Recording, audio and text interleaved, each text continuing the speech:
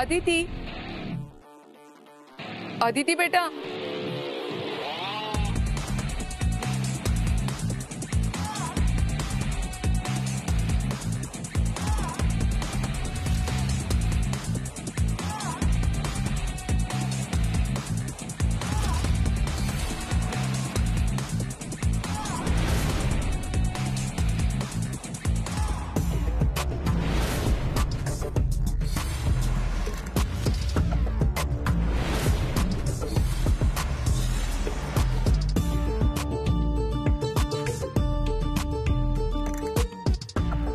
Maugham, ही तू आहेस?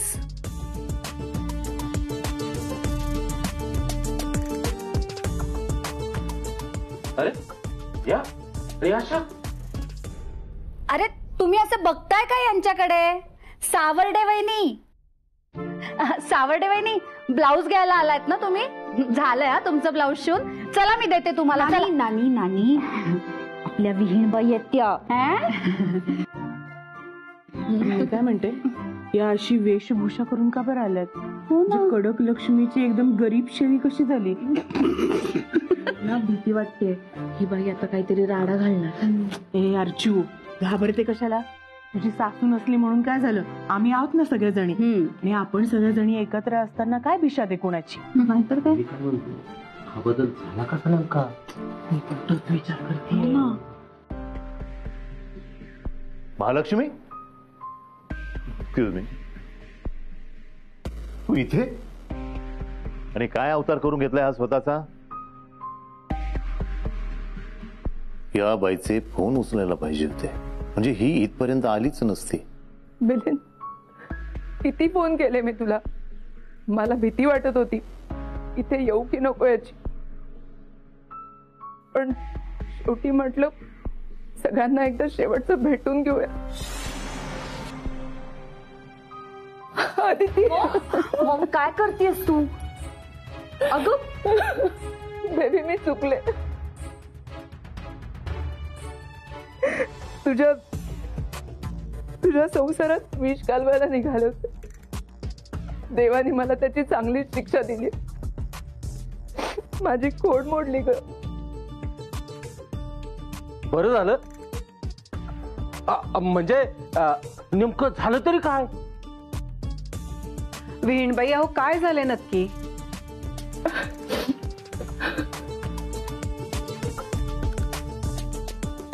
राघवनी फसवलं मला. सोनं नाणं पैसा अडका सगळं लुटून नेलं.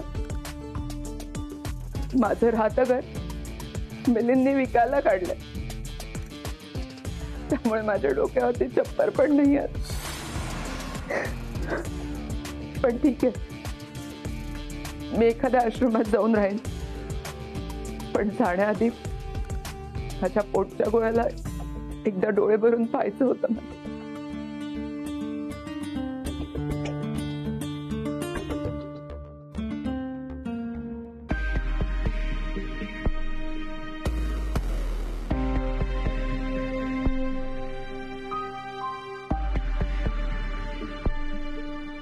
तुझ्या वेड्या मॉमला माफ कर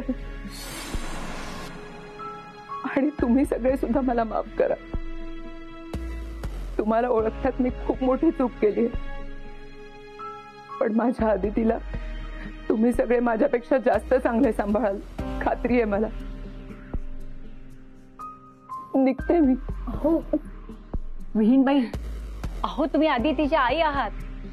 गोकुळ निवास सारखं हक्काचं घर असताना तुम्हाला बरी मी आश्रमात राहू देईल? नाही. चला आज चला. नको, मला माझ्या चुकीची शिक्षा भोगू देत.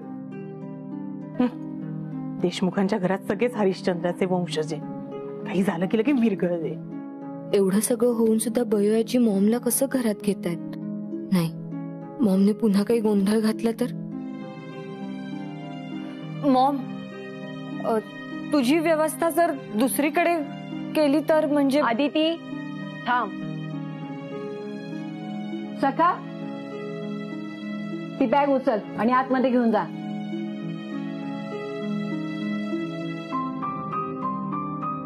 तुमचे खूप उपकार झाले माझ्यावर. अहो उपकाराची भाषा नका करू. तुमच्या मुलीचंच घर आहे.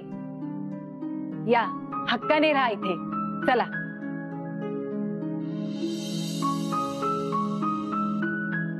बयाजी अहो काय करताय तुम्ही? आदिती, अगं आई आहे तुझी ती. चला या आतमध्ये.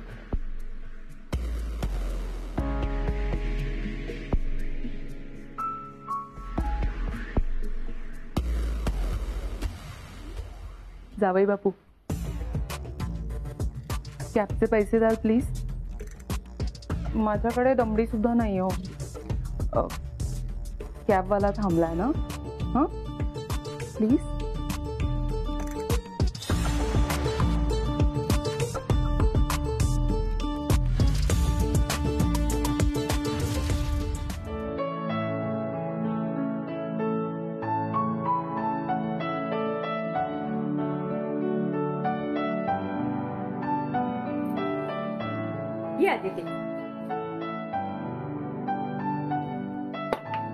बयाजी काय झालं?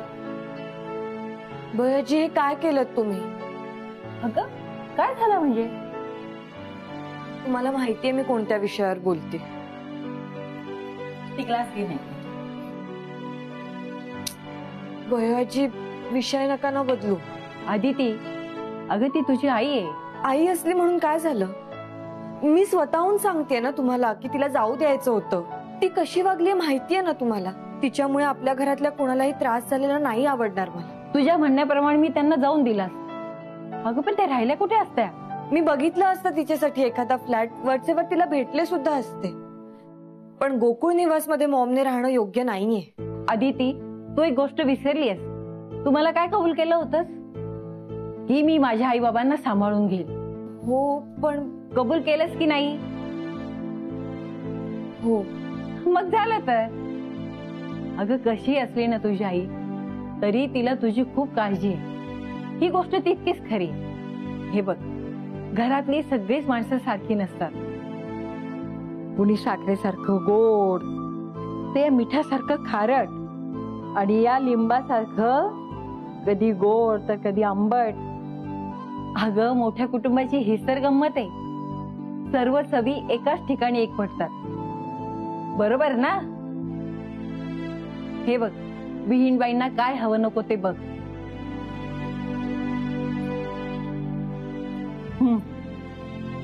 बघ कसं झालंय ते. मग ही बॅग ठेव इथे. हे हो हो ठेव. किती करतोस रे? गुणाचा ग माझा मुलगा. हे काय? हिची बॅग इथे कोणी आणली? मी आणलं. उचलते. अरे त्याच्यावर कशाला रागवतोस मिलिंद? मीच सांगितलं होतं त्याला. सखा ठेव बॅग खाली. मिलिंद अरे असं काय करतोस? आपला डिवोर्स झालाय म्हणून काय झालं? मी कुठे जाऊ आता? आणि हे बघ, तुझ्यासोबत ही रूम शेअर करायला मला काहीच प्रॉब्लेम नाहीये. पण मला प्रॉब्लेम आहे. आपला डिवोर्स झालाय ना, मग आता नो एक्सक्युजेस. तू कुठेही जा, कुठेही राहा, पण माझ्या रूम मध्ये थांबायचं नाहीये. सखा बॅग उचल. सखा बॅग ठेव. सखा बॅग घे. सखा. सखा निघ. डॅड, मॉम, येऊ ठरवा दोघ जण. बॅग कुठे ठेवायची ते मी ठेवतो तिकडे. मी तुला सांगितलं ना, बॅग बाहेर घेऊन जा. मी ह्या बाई सोबत राहू शकत नाही आणि कधी राहणारही नाहीये. मिलिंद तरी असं काय करतोस? मान्य आहे मला आपला डिवोर्स झालाय. आदिती तर मुलगी आहे ना आपली. माझा जीव तिच्या काळजीमुळे तुटतो रे. मान्य आहे, तिच्या काळजीपोटी मी अनेक चुका केल्यात, पण माझा हेतू तर वाईट नव्हता ना. मॉम, डॅड, तुम्ही दोघही जरा शांत व्हा. हे घे, लिंबू पाणी पी, बरं वाटेल. अदिती, मी तुला सांगून ठेवतो, हिला माफ करायची चूक करू नकोस. तू अजूनही हिला ओळखलेलं नाहीये. पाहिलंच अदिती, कसं तुला माझ्यापासून वेगळं करण्याचा प्रयत्न करतोय. मॉम, प्लीज शांत हो, रडू नकोस. डॅड, जाऊ दे, मीच जाते इथून कुठेतरी. तू जरा रडणं थांबवशील का प्लीज? काही गरज नाहीये कुठे जायची. चल माझ्या बरोबर, मी दुसऱ्या खोलीत घेऊन जाते तुला. सिस्टर राहू दे, मी घेतो. चल ये.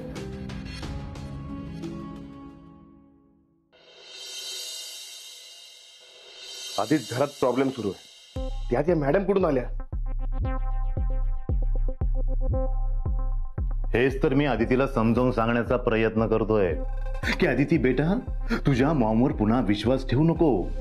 पण आदिती, तिला आलाच पुन्हा पुळका त्या महालक्ष्मीचा. सर, मग आता काय करायचं? हे बघ सिद्धार्थ, तू काहीही कर, पण त्या बाईला घराबाहेर काढ. अरे सांग ना तू तसं तुझ्या घरच्यांना. हो सर, काय बोलताय तुम्ही? असं कसं करू मी? आदितीच्या मनाचा विचार करायला नको का? तिला दुखवायचं नाहीये मला. हे बघ, पण हे आदितीच्या आणि देशमुखाच्या चांगल्यासाठीच मी सांगतोय ना. हे बघ, आदितीला वाईट वाटेल, पण जे खरं आहे ना ते सांगायला हवं की नाही? सॉरी बेटा, मी तुझ्या मॉमवर जरा भडकलो. यांना अचानक काय झालं? आता आदितीच्या विरोधात बोलत होते, आता तिला सॉरी बोलतायत. नाही ठीक आहे ते, पण डॅड, अरे तिला तरी माझ्याशिवाय कोण आहे आता? सांभाळून घ्यायला हवं तिला. आणि तिला सुद्धा तिच्या वागण्याचा पश्चाताप झालाय असं दिसतंय. डॅड, अरे किती रुबाबात राहायची मॉम. वेगवेगळ्या ब्रँडचे कपडे, ऍक्सेसरीज वापरायची. आणि आता आता तिच्याकडे बघवत नाहीये, इतकी वाईट अवस्था झालीये तिची. आदिती, तू काही काळजी करू नकोस. त्या जशा तुझ्या मॉम आहेत तशा माझ्या सुद्धा आहेत. मी घेईन त्यांची काळजी. त्यांना जितके दिवस इथे राहायचे त्यांना राहू दे, माझी काही हरकत नाही.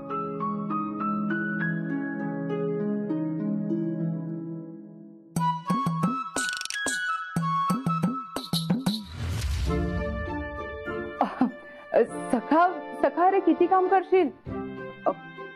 हे बघ, मला ना असं फुकट बसून खाणं जमणार नाही रे. त्यापेक्षा थोडं घरकामात मदत करते ना. मॉम, तुम्हाला खरंच काम करायचंय? मी एक काम करतो, मी आहे ना दिवसभराची कामं सगळी वाटून घेतो. त्याचं काय आहे, सकाळी आहे ना फार कामं असतात. मी एक काम करतो, मी आहे ना बाहेरची कामं करतो, तुम्ही घरातली कामं करा. मॉम, तुम्हाला गोटा साफ करायला जमेल का? नाही नको, तुमच्याकडे नाही होणार. सासूबाईंशी झालं माझं बोलणं. विचारलं मी त्यांना बयोबाईंनी दिलेल्या तिजोरीच्या चावीबद्दल. मग काय म्हणाली? म्हणाले, अगं विचारतेस काय, लगेच परत नेऊन दे. बघ, मी म्हंटल तर तुला, मला खात्रीच होती.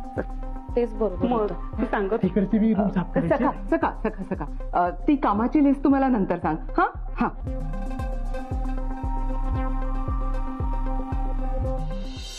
काय कडक लक्ष्मी,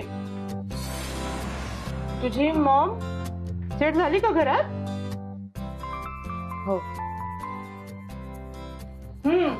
काय अर्चना, बयोला चावी दिलीस का नाही? नाही ना, यांच्याकडेच आहे चावी. मला ना हा चावीचा विषय जरी काढला ना तरी धडकी भरायला होते. सासूबाई असायला हव्या होत्या. मोठ्या बाई, तुम्ही एकदा बोलता का हो यांच्याशी? मी? हो मोठ्या बाई. अगं त्यात काय घाबरायचंय? मोठ्या बाई प्लीज. बर. मोठ्या बाई, अर्चनाचं घाबरणं साहजिक आहे. त्याच्या आधी घरात कधीच असं घडलेलं नाही बरं. भयोबाईच्या काय मनात आलं आणि काय काय माहिती. काय आलं मनात तर प्रत्येकाला त्याची तिजोरीची चावीच देऊन टाकले. काय हे?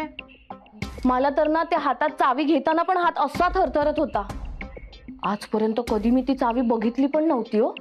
आणि आता डायरेक्ट हातात. खरं? हो. मग आदिती, तुला काय वाटलं? अगं लहानपणापासून आम्ही पण कधी चाव्या पाहिलेल्या नाहीये.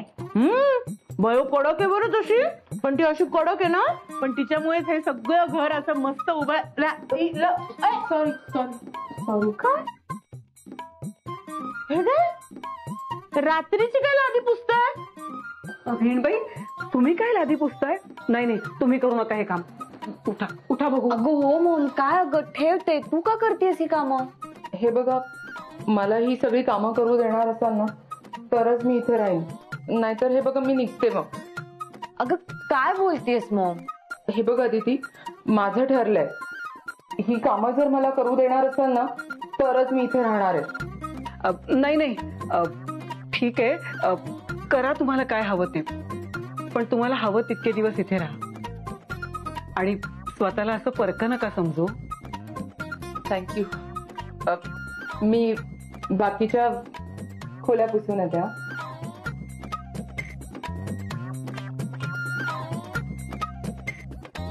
दे, परिस्थिती माणसाला किती बदलायला लावते बघितलंत ना. पण आपण कामवाली बाई कधी ठेवली? आणि सखाला कामावरून काढलं की काय?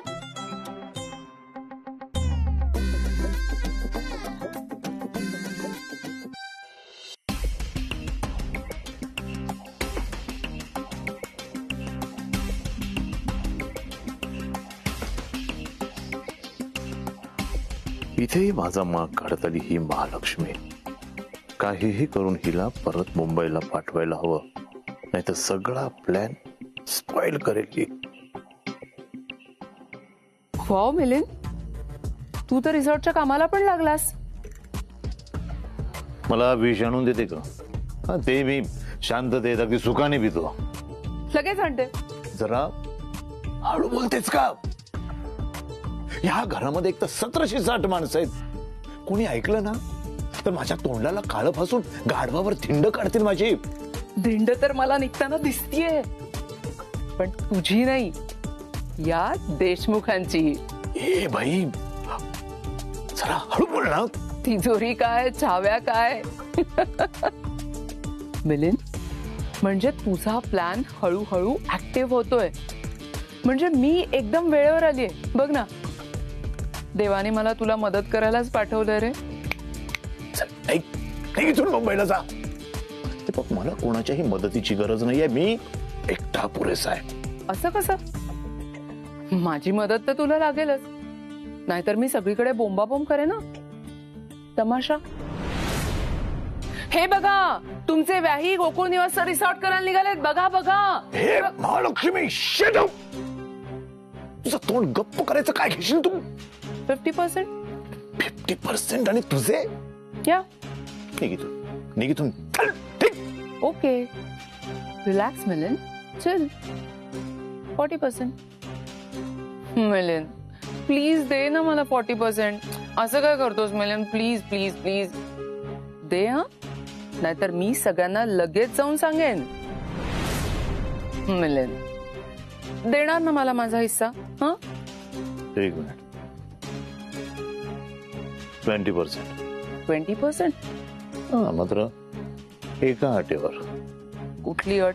माझ्या प्लॅन मध्ये कुठलीही ढवळाढवळ करायची नाही. असं कसं? मला मेहनतीने पैसे कमवायचे. हे असे भिकाऱ्यासारखे तोंडावर फेकलेले पैसे नको आहेत मला. नाहीतर मी तमाशा करेन. तमाशाशिवाय तुला दुसरं येतच काय? पण तोच तमाशा तुला करायचा नाहीये. म्हणजे ना, स्ट्रॅटेजी जरा वेगळी आहे. तुझ्यासारखा बिंडोक गाव गजर करत नाही मी. मी शांतपणे पिळामध्ये बसून असतो आणि योग्य वेळेला पिळाच्या बाहेर येऊन डंक मारत असतो. आणि मी घुशीसारखं अख्खं घर पोखरून काढू शकते. Think about it. माझी तुला मदतच होईल. हा ठीक आहे, मी तुला एक काम देतो. ह्या घरामध्ये जे जे काही घडेल ते सगळं तू मला येऊन सांगायचं. ओके, आता तू बघच कशा एकेकाच्या चाव्या फिरवते ते.